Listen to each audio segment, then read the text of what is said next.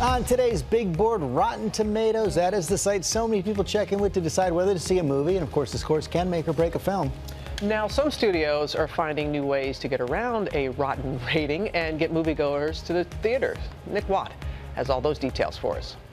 Rotten Tomatoes ratings now cast such a long and large shadow that Hollywood is fighting back. Huge mistake. The Emoji Movie just bagged a hefty $24.5 million opening weekend, despite a tomato meter rating hovering around a dismal 7%. Wait, what? How? Well, Sony marketers cleverly embargoed all reviews until just hours before the movie actually opened. So that awful rating posted so late it couldn't destroy opening weekend. Monkey business. 7% means a pitiful 7% of critics liked it. Ouch. That should matter. A recent national research group study suggesting 7 in 10 people say they're less likely to watch a movie with a very low score.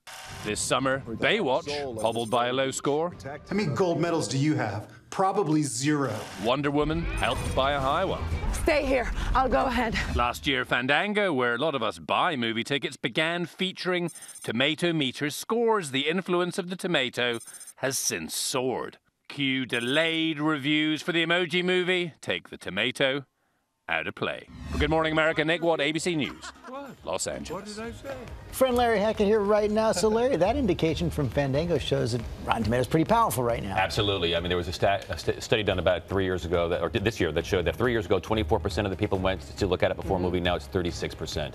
You cannot ignore that. If 1/3 of the people are checking out Rotten Tomatoes before they see a movie, you got to pay attention to it. What about with the Emoji Movie? They had a bad rating, but did very well at the box office. People are saying it was a family movie. People wanted to go to something, and they knew what they were getting. So it becomes kind of, proof, review proof. But that strategy that they used in releasing the embargo and all that. This has been going on for years, right? Sometimes they embargo movies so they don't get reviews, but when the movies then don't have reviews, people know ahead of time if it's not reviewed, it's not going to be very good.